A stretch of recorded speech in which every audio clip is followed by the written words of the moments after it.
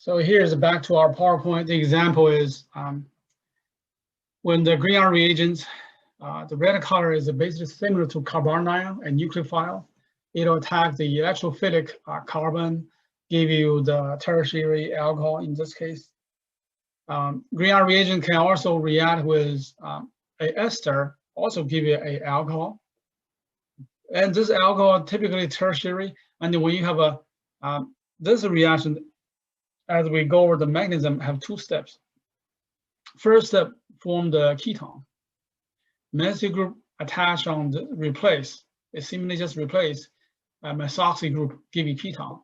And the ketone is capable of react with more green R. So finally, the ketone eventually becomes a tertiary alcohol. So that's the green R reagents used for making alcohols, different kind of alcohols. The alcohol OH group is a protic, a fairly acidic group. So the alcohol group, during the multiple step organic synthesis, and especially when the alcohol functional group is already in the structure, the acidic OH group, hydroxy group, it can interfere the reaction, and sometimes even destroy the reagents, such as very strong base. Okay, very strong base or very strong nucleophile can be destroyed by the hydroxy group. And so oftentimes in organic chemistry, we need to protect the hydroxy group. And so, for example, in this case, if this part is a halogen and we try to make a green R reagent, this green R reagent cannot exist because this carbon ion will react with the acidic hydroxy group, and you will not get a product. So in organic chemistry, the protection of alcohol, oftentimes it is used to temporarily convert the hydroxy group into some other group, which is a fairly medium stable and inert, not reactive. And finally, after reaction, after the designed designated reactions complete, we use the other reagents to remove the protecting group so that we recover the hydroxy group that was protected. So this is the example here. Is the first step, convert OH into a protected group.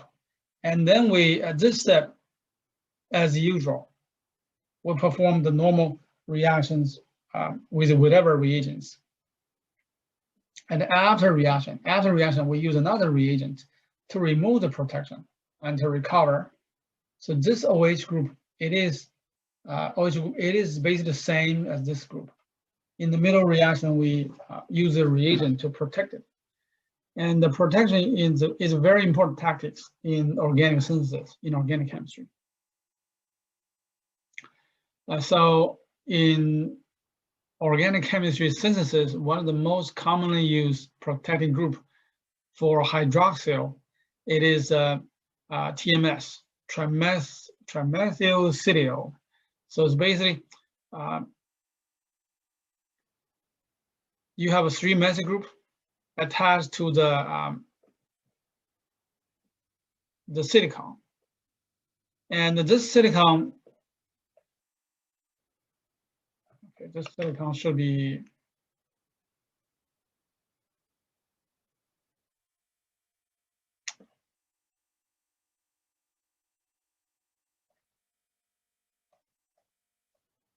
this is what we call silane. And so the remove one hydrogen will give a silyl. So this is silyl, just like a methane become methyl group. And since now we have a 3 hydrogen all replaced by the methyl group, so that's why we call trimethylsilyl group. It's a silyl group, okay. Silyl group.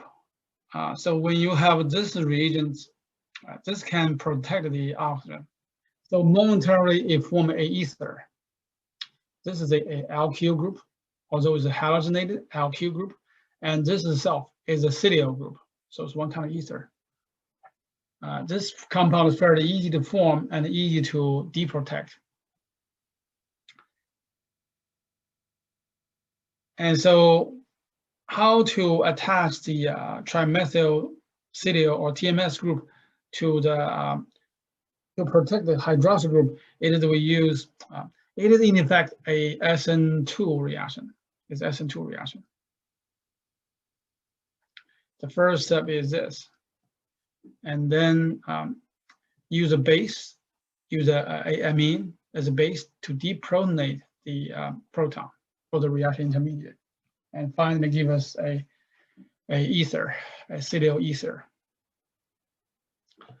And so that's basically how the protection has been done. The formed OTMS is the is SN2 reaction, as I just mentioned. And this is reaction very easy to perform. Okay. Deprotection. Deprotection of the OTMS group, it is using the can be easily done. Use acid or use the fluoride. The reason because the fluoride, it can form very strong bond with silicon. And so if you add the fluoride to the OTMS, the fluoride will react with the cetyl TMS group, the trimethylcetyl group. So they remove the compound. And the fluoride, oftentimes we use this as a reagent. It is actually a ammonium salt of the amine. Okay, we start from this is amine. This is tributylamine, and the tributylamine it gives ammonium. This ammonium is the one we're familiar with. This ammonium with all the 4 hydrogen replaced by the butyl group. And that becomes a tetrabutylammonium fluoride. Anyway, this is the reagents used to deprotect OTMS, the TMS group. So the complete scheme will be, this is example. Remember how we have OH group get in the way of forming green R reagents? Now we use a reaction to block this, convert the hydroxyl group into some other group, use the TMS chlorine. So use this to form the OTMS, a ether. And then since now you have only the bromide available for reaction, the OH group no longer get in the way of formation of green R reagents. Now it just goes through make a green R reagents. This step is green R reagents. And then step 2, we use this green R reagents. We use this green R reagents to react with ketone or aldehyde or ester or whatever reagents. Here's the example, we use ketone. And the last step, we acidify the reaction mixture to recover the alcohol. So you can see the ketone. It becomes part of this structure. And this was the green R reagent. It protects the green R reagents. And again, to the last step, we need to remove this protection. Use TBAF. So that remove the TMS group. Finally recover the alcohol. So that's how the protection, deprotection is being used in organic chemistry. The phenols, how to make phenols. The preparation of phenol using industry, the industrial scale use the reaction next semester you'll be studying. It's the first step is the electrophilic substitution reaction. And so start from propene, react with the benzene, give the isopropyl benzene, basically, isopropyl benzene. But in the industry, we have a name for that, which is cumene. And this aromatic compound react with oxygen, give you peroxide, and followed by the hydrolysis will give us phenol and a ketone. This reaction, the phenol has been massively produced because phenol is very good reagent to form high strength polymers. And so every year we use a lot of phenols. This reaction has a big advantage. It is the other product, the acetone. And acetone is a very useful solvent, and even in everyday life, the nail polish. And so that's how I make phenols. Okay, this part we focus on the reactions of alcohols. Okay, we just went over how I make alcohol and phenol. Now we're getting to what kind of reactions alcohol can participate. The alcohol's reactivity is fairly good, very good reactivity. So that means alcohol can be used to making some other target molecules in pharmaceutical companies or in research. And so the alcohol reaction, first you can go through the SN1 reaction, the hydroxyl group replaced by some other group. And this is what we learned in the substitution reactions. And here's the example, the tertiary alcohol with acid, it will form the protonated alcohol and then form the carbocation, and finally give you the SN1 substitution formed a tertiary bromide as a product. This reaction goes to SN1 because tertiary carbon on the alcohol, it can form the carbocation. And by the way, this reaction oftentimes can have a rearrangement, as we learned not too long time ago. Okay, the primary alcohol, if it goes through the similar condition, try to react with hydrogen bromide or hydrogen chloride. Primary alcohol cannot form a stable carbocation, so they go through the SN2 reaction. The first step is very similar. I'll give you the protonated alcohol. And the second step, instead of forming carbocations, the bromide as nucleophile goes through SN2 reaction to attack. And so that'll give you the SN2 reaction mechanism, give you the halides, bromides. And this reaction, by the way, is difficult because the reaction for the bromide to attack and to attack the primary carbon is difficult, high activation energy. So the catalyst, we use a zinc chloride, dry zinc chloride. This is a Lewis acid. Okay, it can take long pairs. So this reaction with the catalyst, the mechanism is slightly different. It is basically because this is a Lewis acid, it can receive long pair. So the alcohol hydroxyl group long pair on the oxygen will attack on the zinc and form a complex. So the hydroxyl group, it is a Lewis base, zinc chloride Lewis acid. The reaction gives us a complex. The oxygen has positive charge, and then once this is formed, the chloride nucleophile will come here, attack, go through the substitution reaction. Okay, so the first reaction is HBr, because bromide is a better nucleophile. Bromide is a better nucleophile, so no catalyst is necessary. Catalyst might make us faster, but it's not necessary.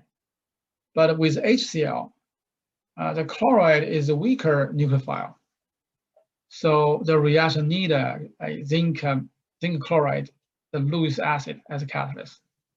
So that's the difference between the different hydrogen halides. Hydrogen bromide, no need in catalyst, but hydrogen chloride need a zinc chloride as catalyst.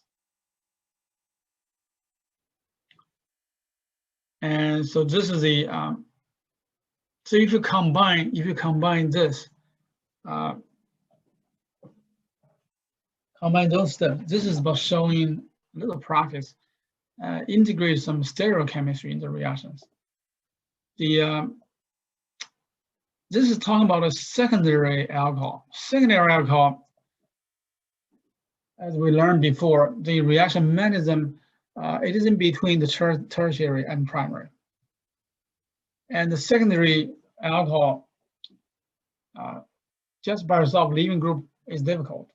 And especially when the secondary alcohol oftentimes have a chiral center. How this chiral center can maintain in the reaction?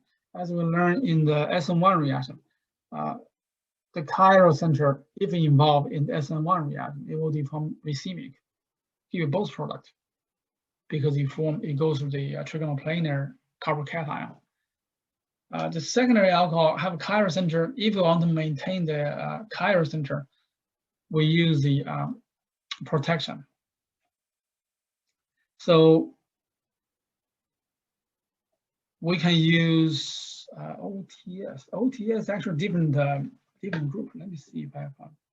Oh, I don't have that. TS is actually TS. It is a benzene based. This is toluene.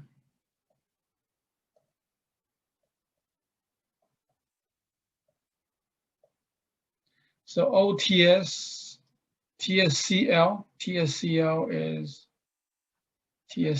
this compound. Okay, TsCl is this compound. It's oftentimes to form ester with the alcohol and as a protection group.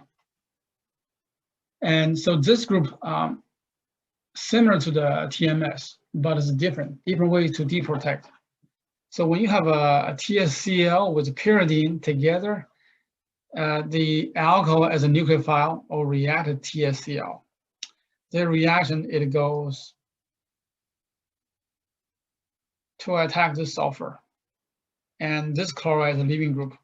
The product is the ester. And this group we call sulfonyl group. This reaction, you can see the chloride need to be removed. And to deprotect the hydrogen from the intermediate, we need to add a base. Pyridine is a weak base and can be used for solvent. So the TsCl and the pyridine together, it will convert the secondary alcohol into the ester. Okay, this ester now becomes much better leaving group. And as a good leaving group, we can add nucleophiles such as halides. And this step reaction, by the way, it is a halide attack. A good leaving group. So this is SN2 reaction. SN2 reaction, you can see the stereochemistry inverted. And so this slide actually shows you two different kinds of reactions. The first reaction, the chiral center hydroxyl group as a nucleophile. So chiral center, no change. This part of chiral, no change. But in the second step, is a reaction happens on the chiral center, and it goes through the SN2 reaction, and you have substitution that is replace the OTS, the leaving group, and form the halides. This is also one way to protect the OH group. Use the TsCl, toluene sulfonyl chloride, with pyridine together. There's more reaction from alcohol become halides. The secondary reagents use a sulfur compound. This is a sulfonyl dichloride, I believe. Sulfone dichloride. And this compound, it gives you the sulfur in the center, 2-chlorine. It's very similar to a carbon compound, except now we have sulfur. Okay, this compound, since the sulfur is bound with a high electronegative chlorine and oxygen, so the sulfur is very electrophilic. It really needs electrons. And the alcohol with the oxygen has long pairs. That's great too. It's a good nucleophile. Oxygen here is the good nucleophile. Sulfur is highly electrophilic. And so the reactions, it is just the nucleophilic attack first, and form a ester and deprotonate, and then finally give you ester intermediate. This is the intermediate. And in the very end, because now the oxygen with sulfur, it becomes better leaving group. This will be a better leaving group, the whole thing leaving group. Very similar to the OTS. So last step, the chloride attack, give you the halides. And so basically this sulfur dichloride, it is able to convert the alcohol to the chloride. And so in organic synthesis, this can be a very useful step because start from alcohol, it can go through some reactions. But if you want to build a longer structure, the alcohol can be a good stepstone, because we can use some reagents such as here to convert the alcohol to halides. And once you form halides, you can turn that to Grignard reagents and keep adding more carbons and so forth. And so the alcohol oftentimes is a good intermediate to make a bigger organic molecules. It's intermediate. It's basically a stepstone to give you more structures. So that's what it is for. Next step, you can give you Grignard reagents, for example. And you can add to the carbonyl and then make the organic molecule even bigger. So that's the compound like this reaction. The reaction mechanism is just nucleophilic substitution. As you can see, it is the last step is SN2 reaction. This is SN2. And the first step, it is a nucleophilic attack, give you a tetrahedral intermediate. And you have a deprotonation in between. Very similarly, we can use a phosphorus tribromide to convert alcohol to bromide. By the way, this reaction, it is actually more useful in organic synthesis, especially small scale, because the bromide compound oftentimes reacts slower, more selective. And so use a phosphorus tribromide, it can achieve the conversion from hydroxy group alcohol to the bromide. And the reaction is very similar. Okay, you got the first step, nucleophilic attack, and form a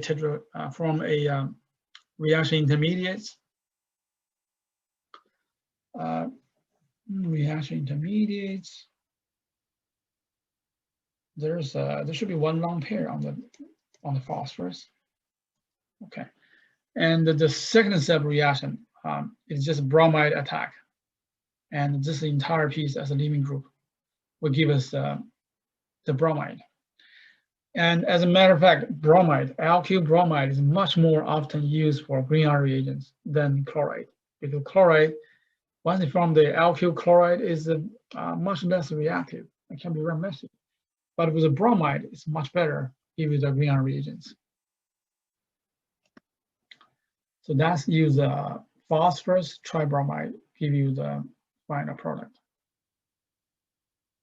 There's more reactions from alcohol. That is dehydration. The dehydration reaction is basically remove water from the alcohol, and so this is the elimination reaction. And the dehydration reaction, it is one of the E1 or E2 eliminations we've seen before. And so the reaction mechanism, I kind of go over. It's kind of review. Since we have the acid and the heat as the first step, it protonated the hydroxy group.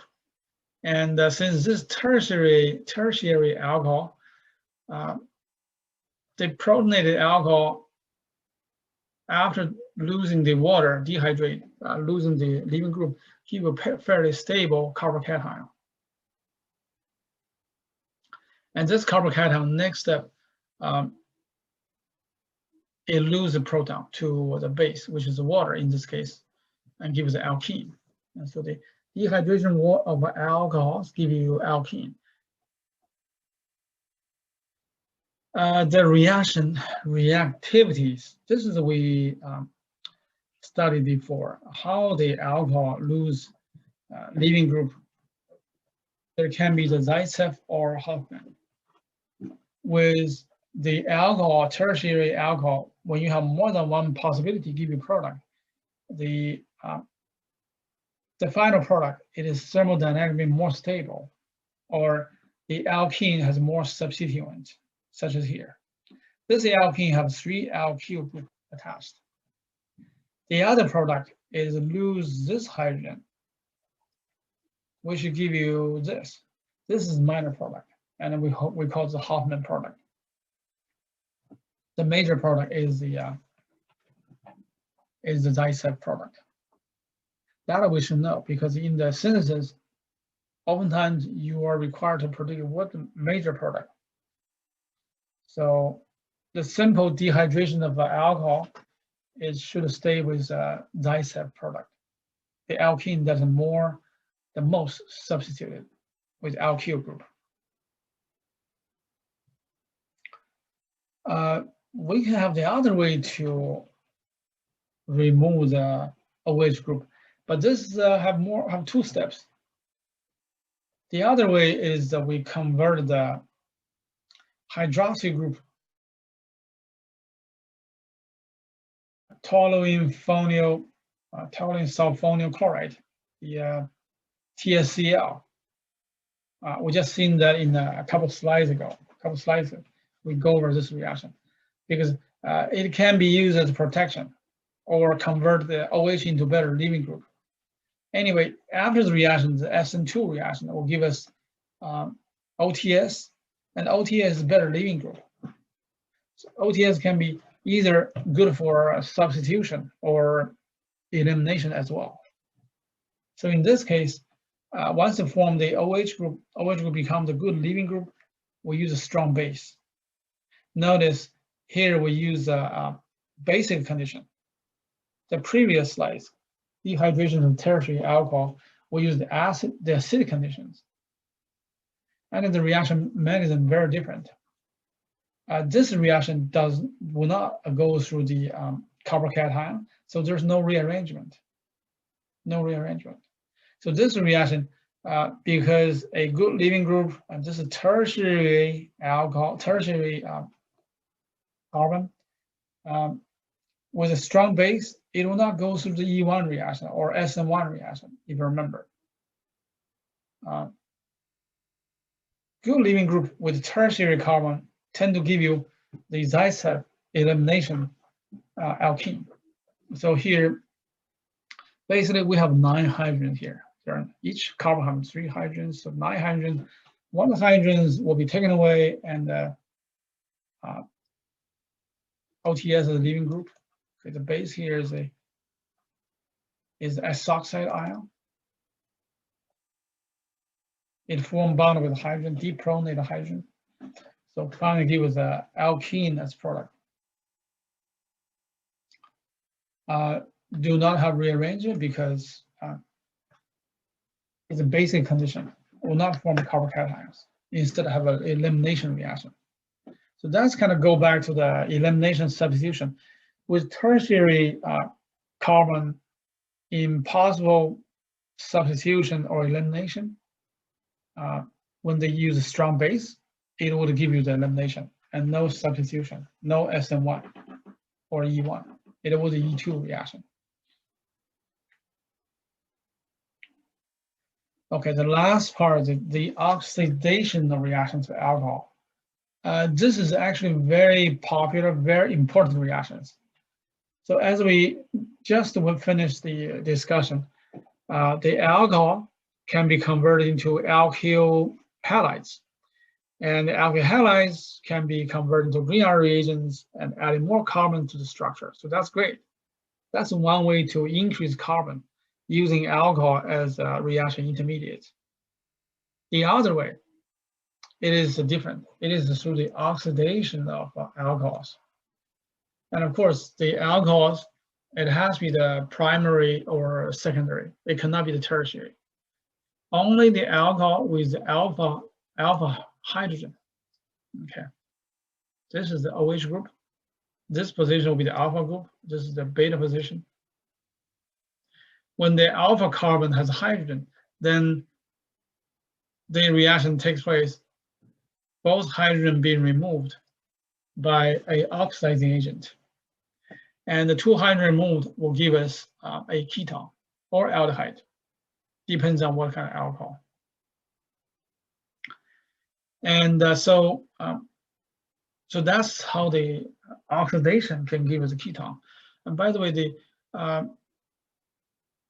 as you remember, the last lecture period, we went through the synthesis of alcohol, where the ketone or aldehyde react with a green R reagent or hydrogenation. Either hydrogen gas or hydride will give us alcohol. So basically, this is a reaction. Oxidation is in reverse of the reduction of the ketone. So this is remove those hydrogens in the structure, and reduction is adding hydrogen to the ketone or give the alcohol. Okay, so that's the oxidation of alcohols. And so the primary, well, the oxidation has to be with alpha hydrogen, and therefore the alcohol has to be the primary or secondary, because tertiary alcohol don't have alpha hydrogen. And so the primary alcohols, using the reagent, oxidizing reagent, it will first form the aldehyde, because we take away these 2 hydrogen. The remaining will be just aldehyde. But the aldehyde is very reactive. It is typically more reactive than alcohol when react with the oxidizing agent.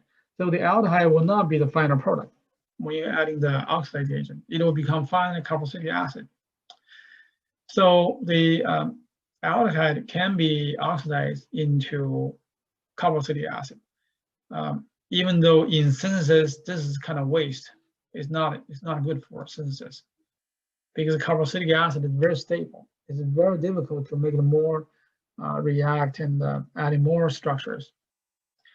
And so the primary alcohol, such a reaction we don't use. We don't use for synthesis. Okay, the secondary alcohols have only 1 alpha hydrogen. And so the reaction becomes very straightforward. These 2 hydrogen will be going away and build a double bond, so you get a ketone as a final product. The ketone with the normal oxidizing agent will not be reactive. So this reaction will stop. Once from ketone, it'll be the final product.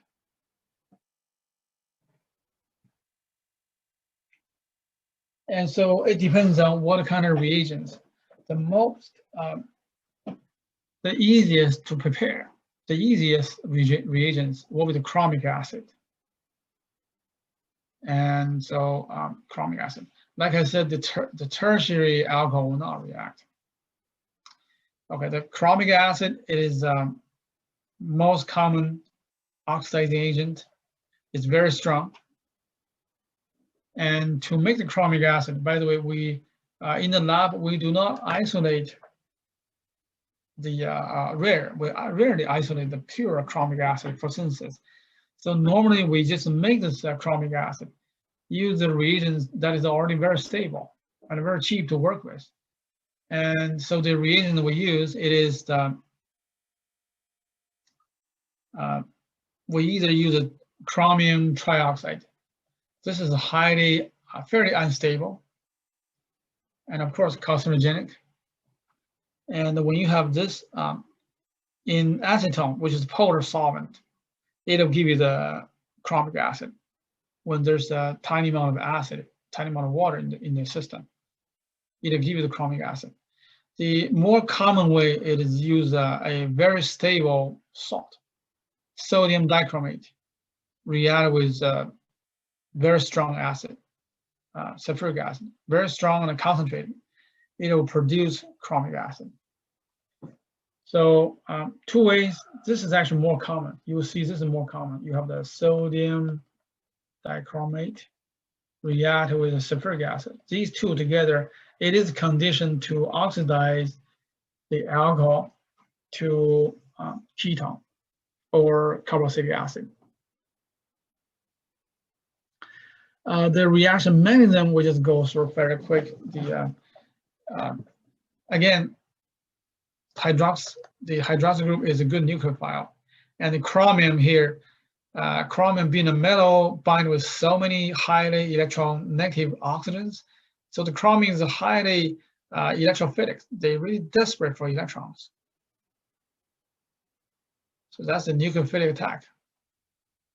And the same time, the OH group will be removed. So you lose the OH. And also the hydrogen here, this hydrogen will be transferred to the OH, make this a better leaving group. Okay. When the hydrogen attached, this OH becomes better leaving group. So anyway, this is the first chromate ester. And the next step is the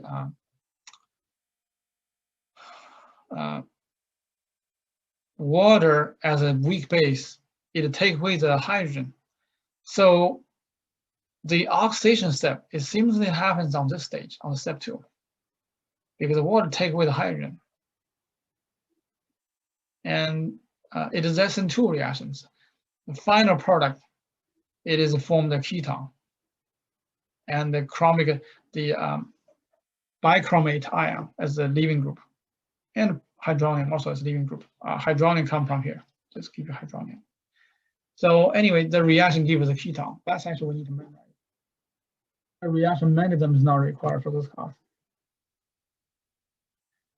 Okay, so chromic acid is a very strong oxidizing agent. When you react with a secondary alcohol, it'll become ketone. That's perfect. Well, with primary alcohol, and that's not quite a good condition because it'll oxidize the primary alcohol all the way become carboxylic acid. So this is bad. Okay, this is a bad situation. We don't want this one to happen.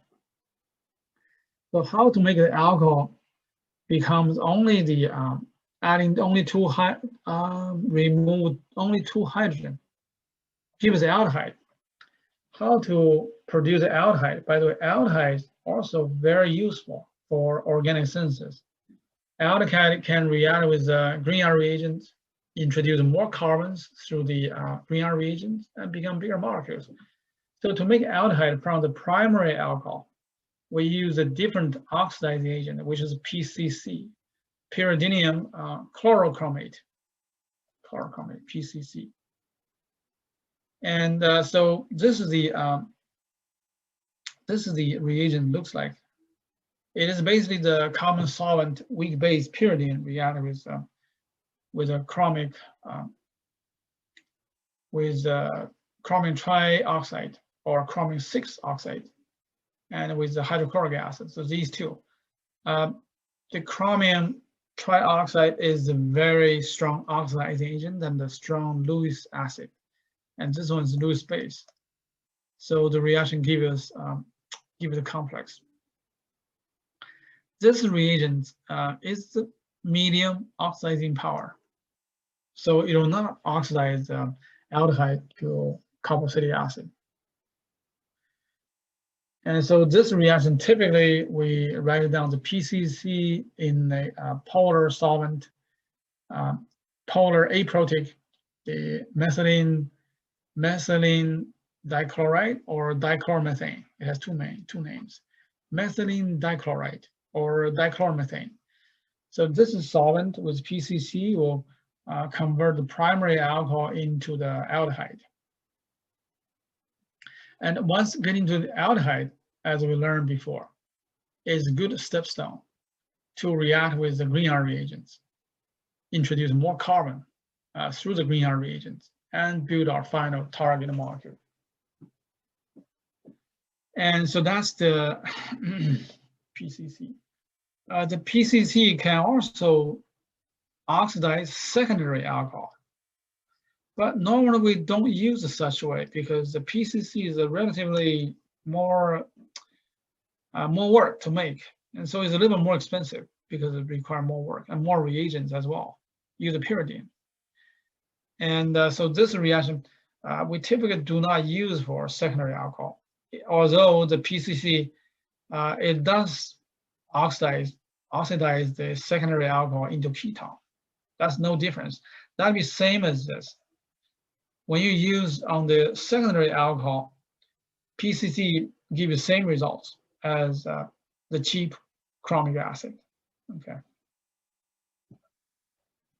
No difference.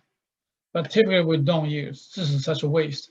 This is a waste of money on this reaction, not for secondary alcohols. PCC, as you see in many practice questions, it is basically used only to convert the primary alcohol into the aldehyde.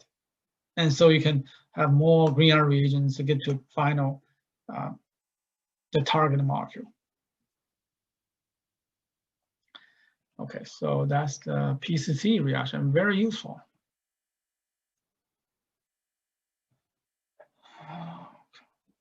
So this is a little exercise, kind of understand the reactivity of different functional groups.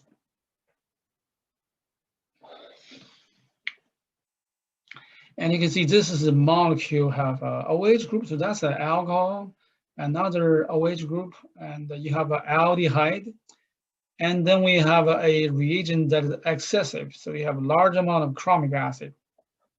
The chromic acid, it'll react with secondary alcohol, which is here, to ketone, because this OH group have only one alpha hydrogen. So this product, oxidation, should give us ketone. Remove the remove these two hydrogen and build a double bond here. That'll give us the first product. And you look at this. This is also an alcohol, but there are two hydrogens. So this is the primary alcohol. Primary alcohol react with chromic acid. Should give us carboxylic acid. The final reactions is remove these two, adding the carbonyl, give carboxylic acid. Okay, and you look at this functional group. That's the aldehyde. Aldehyde with chromic acid will give you carboxylic acid. It's simply just add OH here. So this reaction will give me the product. I essentially copied the backbones.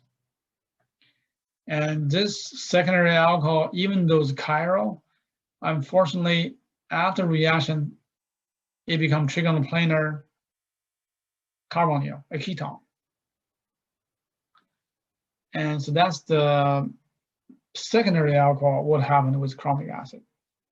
And then this center, there's a chiral center, but this chiral center is not really going to involve in the oxidation reaction. So this chiral center will stay. The chirality will stay the same. And this being the primary alcohol will become a carboxylic acid.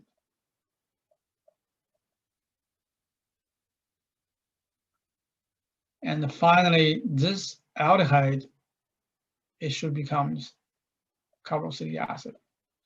So start from this compound, go through the chromic acid, you have the product become a dicarboxylic acid, and with ketone structure, carbonyl in the structure.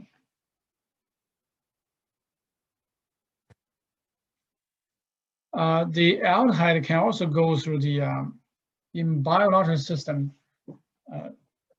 It can be in biological system. It can go through redox reactions. The redox reaction, actually, it is a process how the molecule is being built, how the sugar has been metabolized, release energy. So all these are redox reactions.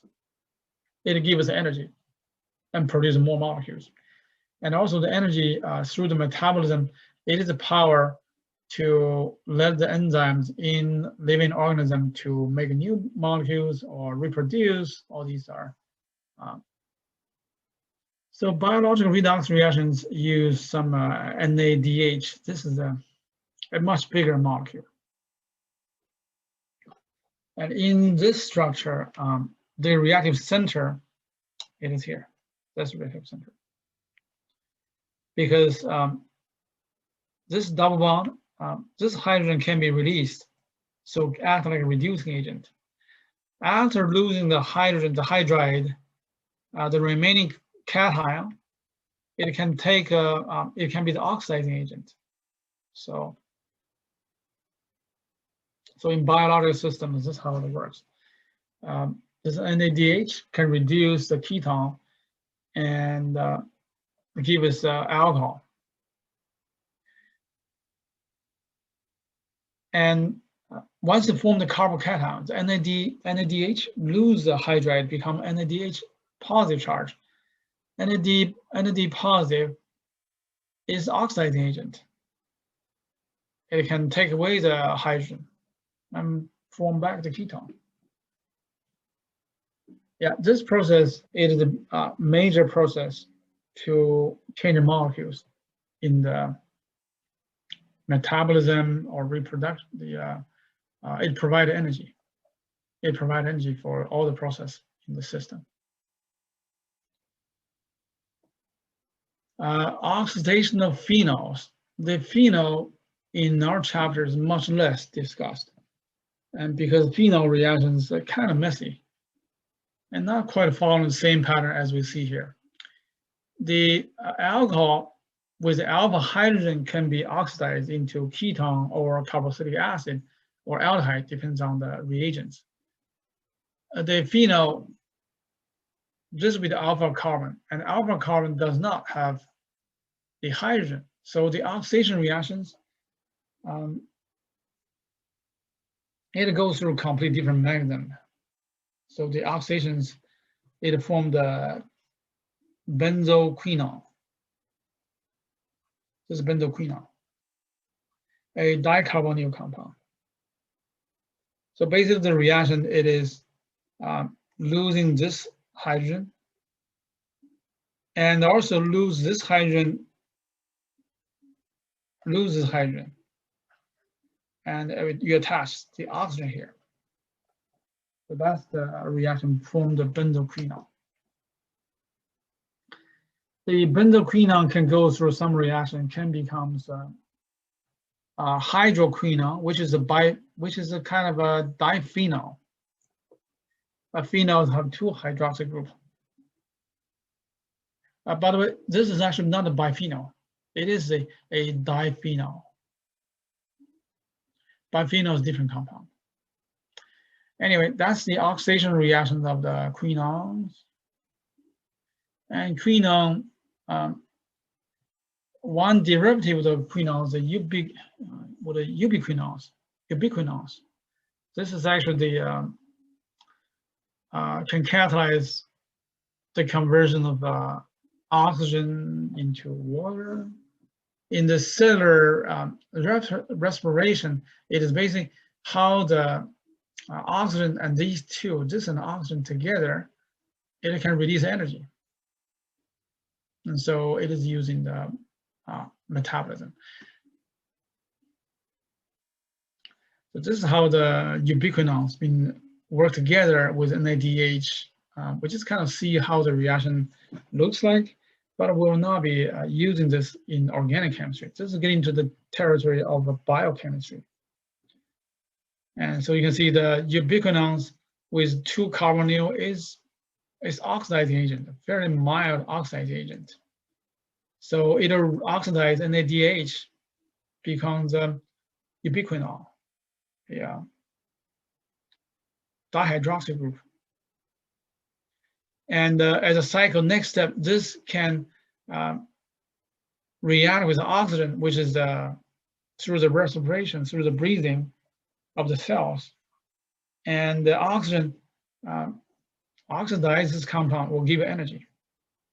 So this is the process. It's actually through metabolism and release energy. It's a key step in releasing energy. And anyway, so here we're officially done with the alcohol reactions. So here is more a review with the major function group we learned in the past and how they convert to each other. As you should be aware of, the actual number of reactions is much more than we can see here. But these are just kind of show you the major function groups we learned in this semester, how they correlate.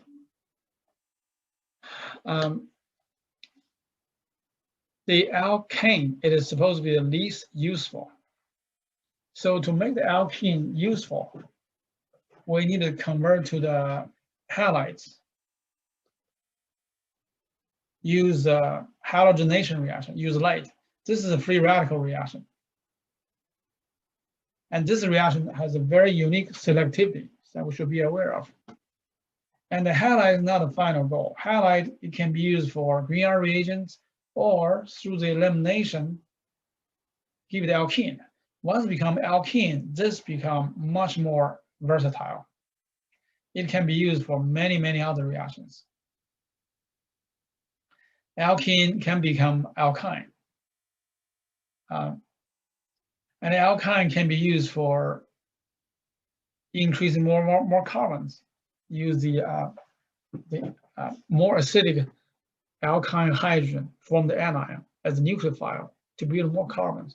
So this can be very useful. The most useful is alkene. And alkene can become an alcohol.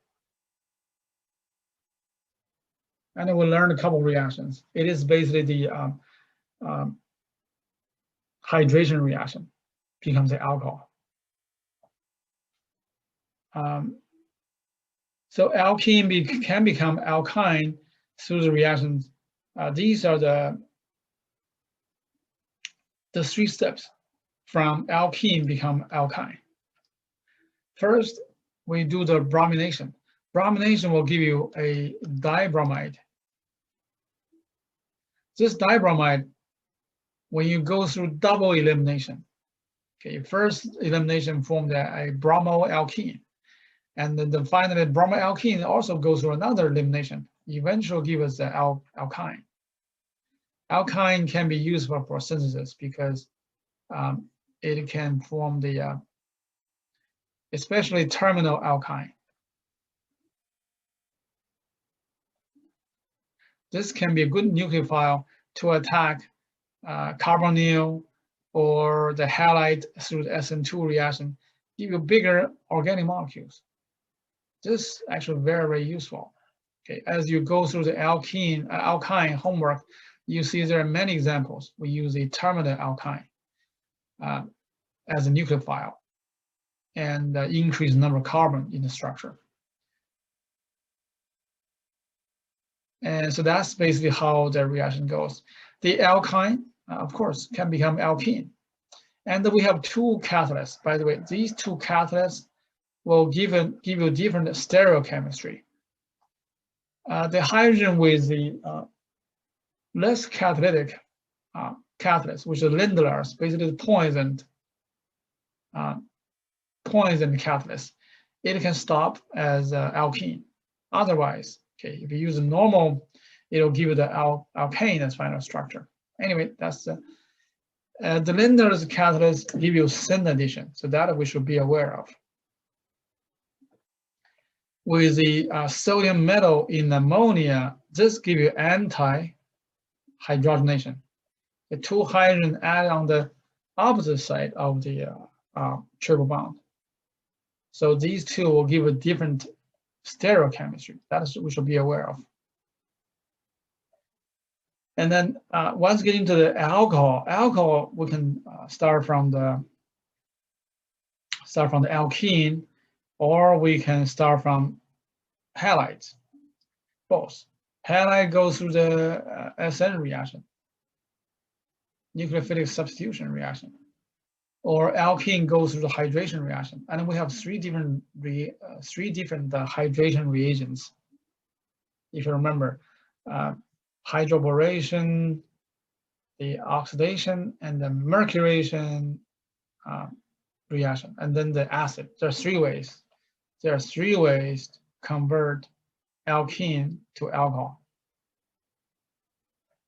And so either way, we get to alcohol. The alcohol, we just learned in today's chapter, we learned about the reactions the alcohol can do. It can, this alcohol actually becomes, this is for alcohol. This is basically oxidation, the redox cycle. And the other alcohol reactions are the substitution reaction, become halides. Or the halides is not here. Okay, so the halides reaction not here. But anyway, the alcohol reaction, it can become ketone when there's only one alpha hydrogen that gives you ketone. And so that's how you get a ketone. Ketone can react with the hydrogen reagents getting back to the alcohol. It can be either this or sodium boron boron hydride, either or, you can reduce. So anyway, this diagram just shows you how the chemicals interconvert. For a typical synthesis, we only use a part of it. We don't just do it and undo. So, and that's the secondary alcohol oxidation reactions. The primary alcohol, to become carbonyl, we need to use a oxidizing agent that is not so reactive with the PCC, pyridinium chlorochromate. And with this reaction, we'll give you the aldehyde. Any aldehyde can either use that or use sodium boron tetrahydride, becomes reverse back to the alcohol. But more important, I think this diagram did not show that. It is using green R reagents.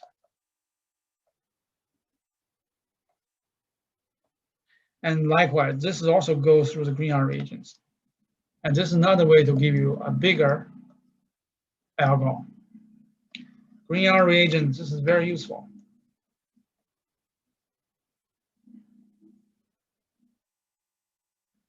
So you can see this is the, in this slide, there's about, there's 8 reactions. And here another 8, 16. And plus the more reaction I kind of mentioned, but did not label, we have another roughly 10 reactions. And so we're getting to about more than 20 reactions in the end, in this semester. So we need to find a way to organize, to draw a visual map, linking all those reactions, just like this. And the reduction oxidation reaction, here in this chapter, mainly the alcohol become carbonyl compounds. It is a very common tool, a strategy to use for synthesis. Because the carbonyl, we can easily add more carbon through reaction with the green R reagents. And so the redox reactions are actually very, very useful. The redox, in this slide, I did not really elaborate. Reduction reaction, in those reactions are adding the hydrogen atoms to the structure. Oxidation, it is the reactant lose hydrogen. Lose hydrogen in the structure, and that's the oxidation. Reduction produces alcohol. Oxidation of alcohol produces a ketone or aldehyde or carboxylic acid. So those are the, and based on this is about adding or losing hydrogens, and then that'll be easy to understand. Alkene become alkyne is losing hydrogen, so that's oxidation. And alcohol becomes aldehyde or ketone, that's also an oxidation.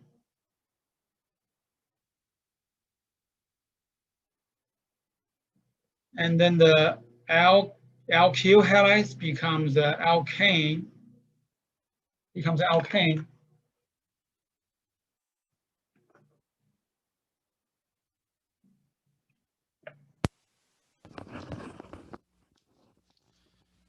Becomes alkane.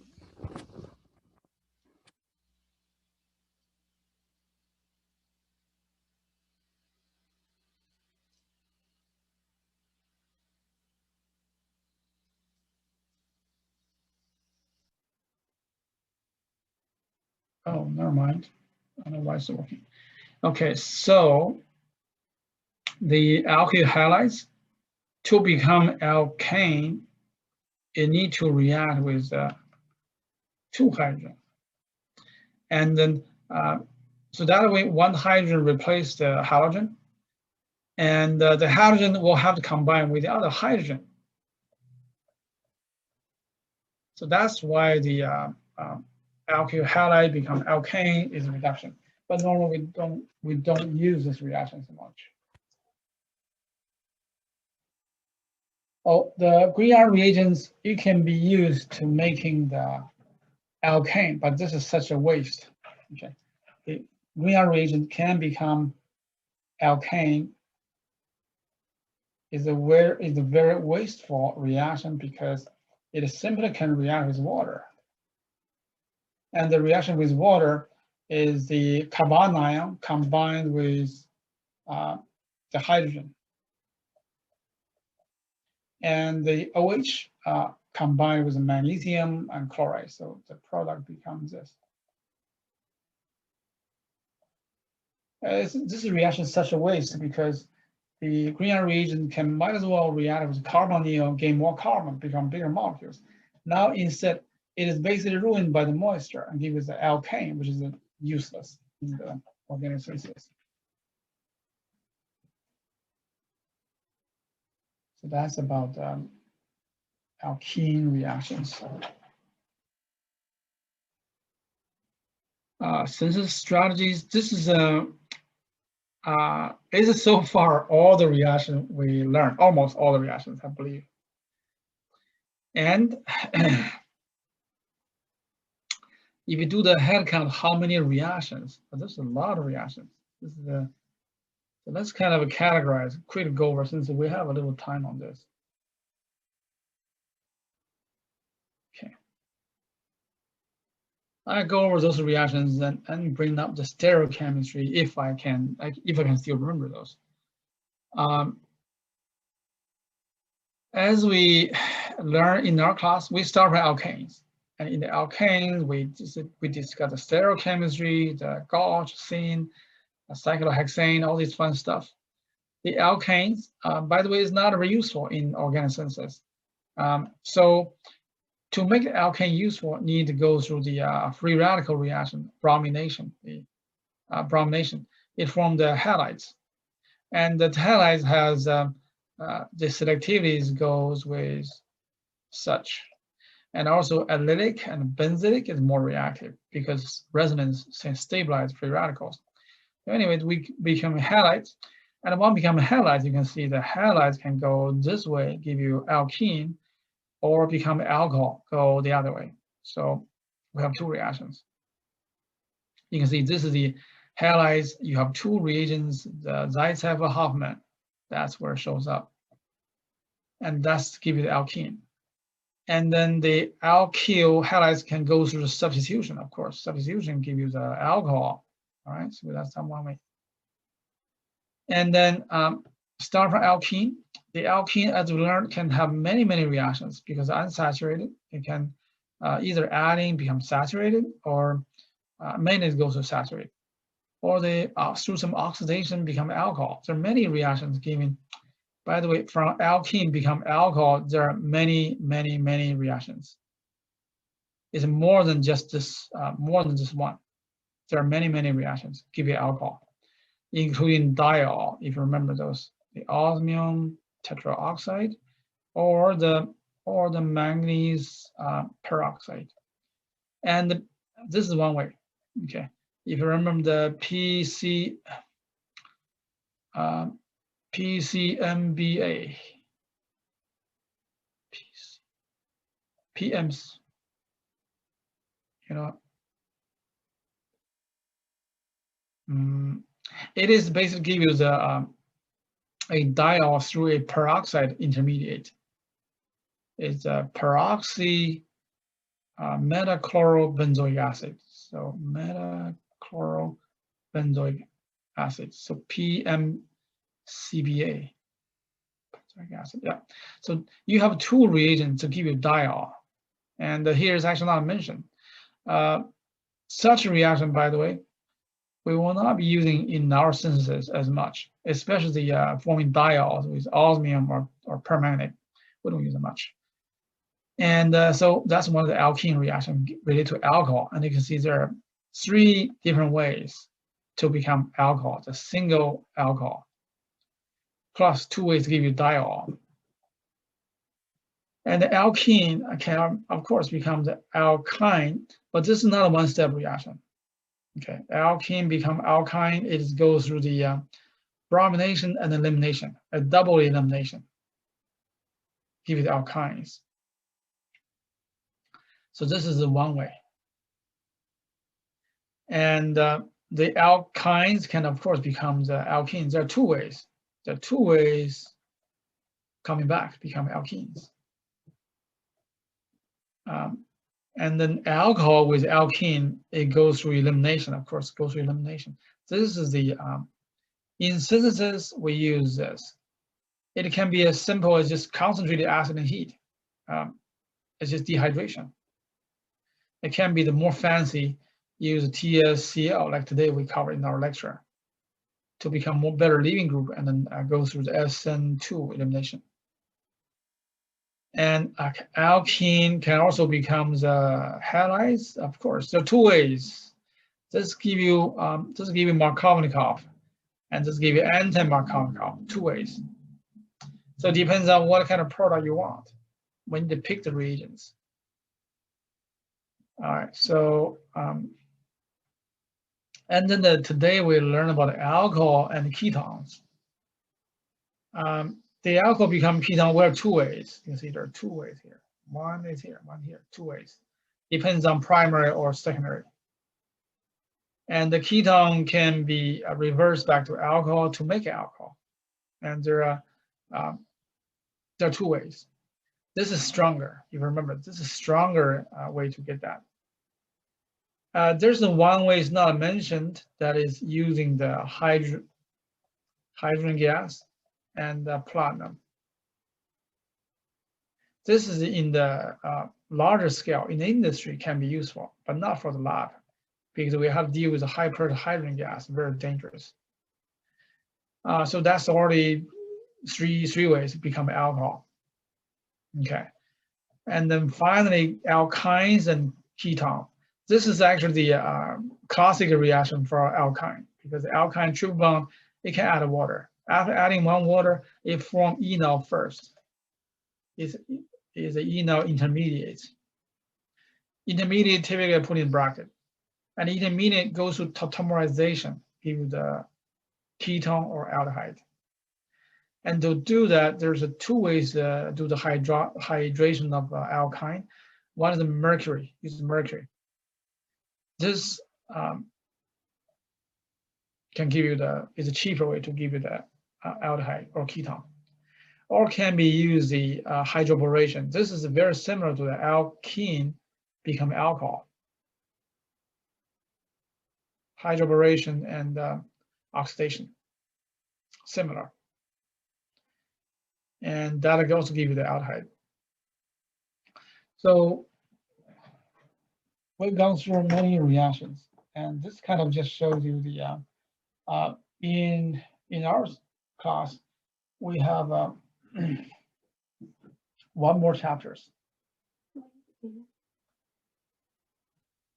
No. We have 1 more chapter about ether and epoxide.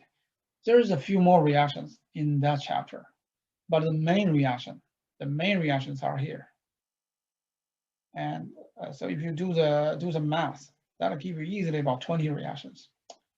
Okay, so it's time to use those reactions in our synthesis.